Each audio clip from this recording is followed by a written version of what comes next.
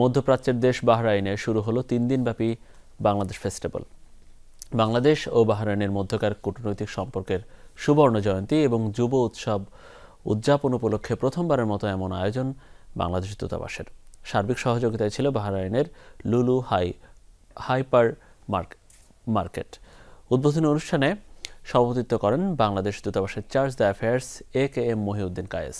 উপস্থিত ছিলেন বাহরাইনের পররাষ্ট্র মন্ত্রণালয়ের ভারপ্রাপ্ত under secretary Sheikh Abdullah bin Ali Al Khalifa, শিল্প ও বাণিজ্য বিষয়ক সহকারী under secretary Sheikh Hamad bin Salman Al Khalifa, শ্রমবাজার নিয়ন্ত্রণ কর্তৃপক্ষের প্রধান নির্বাহী কর্মকর্তা মোহাম্মদ তালিব সহ বহু উচ্চপদস্থরা উপস্থিত ছিলেন।